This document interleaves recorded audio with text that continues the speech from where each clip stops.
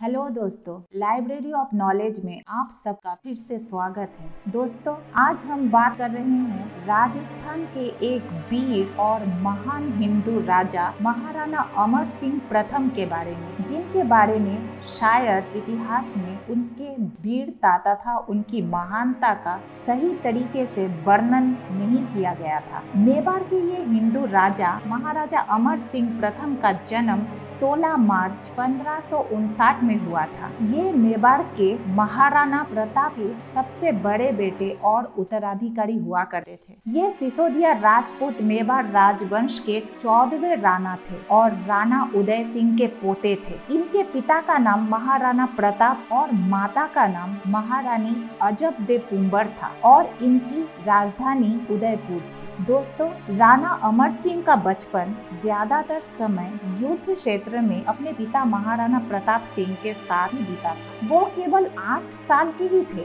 जब उनके पिता उन्हें अरावली की पहाड़ियों में ले गए थे, जहां वो नियमित रूप से अपने पिता के साथ युद्ध में साथी के रूप में रहा करते थे। एक राजकुमार होते हुए भी उनका बचपन सांसारिक सुख सुविधाओं से वंचित था और वो एक साधारण बालक के रूप में अपने बचपन का आनंद लेते थे। बचपन से ही उन्होंने जिस कठिन जीवन तथा परिस्थितियों का सामना किया या नेतृत्व किया, उन परिस्थितियों ने उन्हें बाद में एक महान योद्धा बना दिया। उन्होंने अपने महान पिता महाराणा प्रताप के अधूरे कार्य को संपन्न करने में और अपने पिता को दिए हुए वचनों का पालन करने में अपना पूरा जीवन बिता दिया, क्योंकि महाराणा प्रताप सिंह का इतिहास उनके इस समर्थ पुत्र राणा अमर सिंह प्रथम की वीरतापूर्ण लड़ाई और संघर्षों को ध्यान में रखे बिना अधूरा है, जिन्होंने बार बार मुगलों के सामने अपने साहस और शक्ति का प्रदर्शन किया और मुगलों के खिलाफ अपने पिता की लड़ाई को लंबे समय तक जारी रखा। उन्होंने मुगलों के खिलाफ कुल 17 लड़ाइयाँ लड़ी थी, लेकिन ये बड़ी ही दुख की बात है कि इतिहास में राणा अमर सिंह प्रथम की इन संघर्षों और वीरता का ठीक तरह से वर्णना नहीं किया गया था, बल्कि ये कहा जाता था कि महाराणा प्रताप ने अपने जीवन काल में मुगलों के खिलाफ जो लड़ाई जारी रखा था, वो 1615 में राणा अमर सिंह प्रथम के द्वारा मुगल सम्राट जहांगीर के साथ किए गए एक शांति संधि पर हस्ताक्षर करने के साथ साथ समाप्त हो गया। जबकि सच ये था कि बहुत सालों तक मुगलों के साथ लड़ाई को जारी रखने के बाद जब उनके पास सभी संसाधन समाप्त हो रहे थे, तब उन्हें मजबूरन ये शांति संधि करनी पड़ी थी। और ये संधि केवल एक तरफा नहीं था, 2 तरफा थी, क्योंकि इस संधि में मुगलों को भी हस्ताक्षर करने पड़े थे और इस संधि में ये शर्त थी कि राणा कभी भी एक अधीनस्थ के रूप में मुगल दरबार में उपस्थित नहीं होंगे और सिसोदिया और मुगलों के बीच कभी कोई वैवाहिक संबंध भी नहीं था। दोस्तों, ये संधि 1615 में गोगुंदा में हुआ था। ये शांति संधि उस वक्त हुआ था जब सम्राट जहांगीर अजमेर में थे। सम्राट जहांगीर ने एक सूती कपड़े पर अपनी 5 उंगलियों की मोहर के साथ इस प्रस्ताव को अपनी सहमति दी थी, जो अभी भी शायद उदयपुर के शाही परिवार के संग्रहालय में संरक्षित है। इस संधि में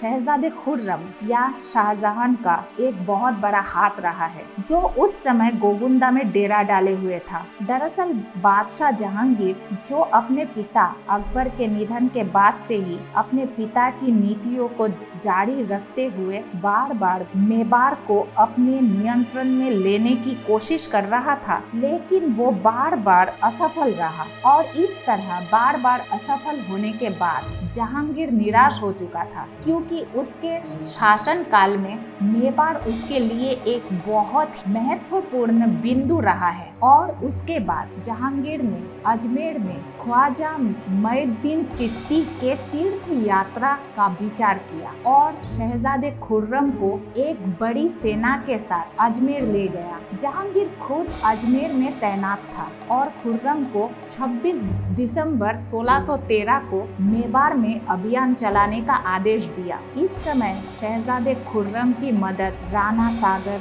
मालवा के खान आजम मिर्जा, गुजरात के अब्दुल्ला खान, राजा नरसिंह देव बुंदेला, जोधपुर के सुर सिंह राठौर और हारा रतनन ने की थी। इसके अलावा बूंदी के सिंह और अन्य मनसबदारों अर्थात दोस्त बेग, अरब खान, दिलावर खान, मोहम्मद खान, गजनी खान जालोरी ही थे। मुगल सेना राणा अमर सिंह की सेनाओं की तुलना में कई गुना अधिक थी। इन सेनाओं ने मेवाड़ की ओर कूच किया, जबकि सम्राट जहांगीर अजमेर में ही रहे। इन मार्ग उन्होंने अपने अपने पदों की स्थापना की ताकि समय पर आपूर्ति सुनिश्चित कर सके। जमाल खान मंडल में तैनात थे और इस तरह कप्सन में दोस्त बेग, अचला में सैयद हाजी, नाहमगरा में अरब खान और देवाड़ी में सैयद सिहाब तैनात थे। मुगल प्रमुख अब्दुल्ला खान अपनी सेनाओं के साथ उदयपुर पहुंचे और शहजादे खुर्रम से मिले। इन मुगल चौकियों ने आसपास के गांवों को और आम लोगों को तबाह करना शुरू कर दिया था और अराजकता मचाई और लोगों को बड़ी ही निर्दयता पूर्वक लूट लिया गया और उन्हें मार डाला गया और उन्हें गिरफ्तार कर लिया गया। दोस्तों, दरअसल ये लड़ाई मेवाड़ के सिसोदिया और मुगलों के बीच बहुत पुरानी लड़ाई थी। मेवाड़ के सिसोदिया और मुगलों के बीच ये लड़ाई 90 वर्षों से चली आ रही थी। इस लड़ाई की शुरुआत 1527 में राणा सांगा और बाबर के बीच हुई थी, जो 1516 के इस संधि के बाद खत्म हुई थी। क्योंकि इतने लंबे समय तक इस लड़ाई को जारी रखते हुए मेवाड़ के विषयों को बहुत नुकसान हो रहा था। कई जगह निर्जन हो रहे थे और लोग वहां से कहीं और चले गए थे। मेवाड़ के सभी प्रमुखों ने इस लंबे युद्ध में अपनी एक से अधिक पीढ़ी खो दी थी और मेवाड़ के संसाधन भी सीमित हो रहे थे, जिससे कि मुगलों के अधिक से अधिक सेनाओं के साथ अब और निपटना आसान नहीं था। और इन सब कारणों से एक कर्तव्यबद्ध राणा होने के नाते राणा अमर सिंह प्रजा के प्रति जवाबदेह थे और इसीलिए मेवाड़ के सरदारों की राजकुमार करण सिंह के साथ एक बैठक हुई थी और इस बैठक में मुगलों के साथ शांति संधि करने का निर्णय लिया गया था। और जब राणा अमर सिंह के पास ये प्रस्ताव रखा गया तो उनकी इच्छा ना होने के बावजूद भी उन्हें ये प्रस्ताव स्वीकार करना पड़ा और मुगलों के साथ शांति संधि करनी पड़ी, क्योंकि इसके अलावा राणा के पास और कोई विकल्प नहीं था। और मुगल बहुत खुश हुए और उन्होंने इस शांति प्रस्ताव को स्वीकार कर लिया। दोस्तों, इस बीच मुगलों ने मेवाड़ के खिलाफ कई सारी चालें चली। 1576 में हल्दी घाटी के युद्ध के बाद अकबर ने खुद राणा प्रताप को पकड़ने के उम्मीद से अरावली की पहाड़ियों पे कदम रखा, लेकिन उनके सभी प्रयास व्यर्थ हो गए। बाद में अकबर को पंजाब और वर्तमान पाकिस्तान पर अपना ध्यान केंद्रित करना पड़ा। बाद में 19 जनवरी 1597 में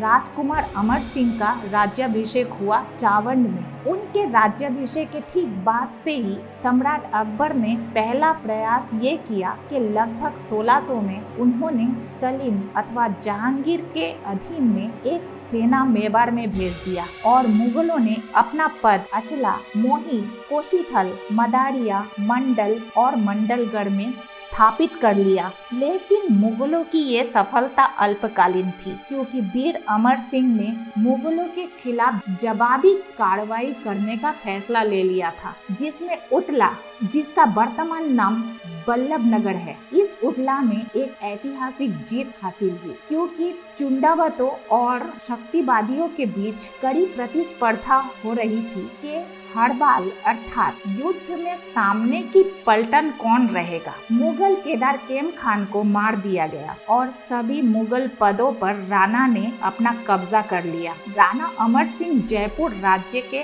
मालपुरा तक मुगलों के क्षेत्र में चले गए थे। मुगलों की दूसरी चाल जहांगीर ने 1605 में राजकुमार परवेज के नेतृत्व में बनाई और इसमें जयपुर के राजा मानसिंह के पोते महासिंह जैसे कई मुगल मानसवारों और राजपूतों ने उनकी मदद की। उनके साथ राणा उदय सिंह के पुत्र राणा सागर भी थे। मुगलों की ये एक कूटनीतिक चाल थी कि मुगलों ने राणा सागर को शाह के साथ चित्तौड़ में मेवाड़ के राणा के रूप में स्थापित किया, इस आशा के साथ कि मेवाड़ के सभी प्रमुख पूरी निष्ठा से राणा सागर का समर्थन करेंगे और राणा अमर सिंह अकेले पड़ जाएंगे। लेकिन मेवाड़ के प्रमुखों ने राणा सागर का समर्थन नहीं किया और राणा अमर सिंह के प्रति उनकी निष्ठा वैसी ही बनी रही। 1606 में राजकुमार परवेज दिवाड़ी पहुंचे, जहां राणा अमर सिंह ने उन पर हमला किया। प्रिंस परवेज मंडल से सेवानिवृत्त हुए और फिर कभी नहीं लौटे। इस प्रकार मुगलों की चाल विफल रही। अगला कदम मुगलों द्वारा ये उठाया गया था कि मार्च 1608 को मुगल प्रमुख महाबत खान को 12,000 से भी अधिक सेनाओं और अन्य रैंकों और सक्षम तोपों के साथ एक मिशन का प्रमुख बनाया गया था। जब महाबत खान उतला के पास डेरा डाले हुए था, तब उस पर मेवाड़ की सेनाओं ने हमला कर दिया। महाबत खान भाग गया और उसके सभी पदों पर राणा अमर सिंह की सेनाओं ने कब्जा कर लिया और जहांगीर महाबत खान को वापस बुलाने के लिए मजबूर हो गए। इस तरह मुगलों का प्रयास फिर से विफल हो गया। इसके बाद मुगलों ने फिर से अब्दुल्ला खान के नेतृत्व में 1611 में एक अभियान शुरू की, लेकिन इसमें भी मुगल विफल रहे और राणा अमर सिंह विजयी रहे। इस तरह राणा अमर सिंह जीवन भर मेवाड़ की रक्षा करते रहे और शक्तिशाली मुगलों के सामने कभी नहीं झुके और 1615 के संधि के बाद अमर सिंह ने अपने बेटे करण सिंह को अपनी सारी जिम्मेदारी दे दी और वो उदयपुर में अहद नदी के तट पर महासतियान नामक स्थान पर एकांत जीवन बिताने के लिए चले गए और 26 जनवरी 1620 को उनकी मृत्यु हो गई। दोस्तों, अगर आपको ये वीडियो पसंद आया तो इसे लाइक करें और अगर आपके पास कोई स्पेशल सजेशन हो तो हमें कमेंट के थ्रू जरूर बताएं और अगर आप नए हैं तो इस चैनल को सब्सक्राइब जरूर करें।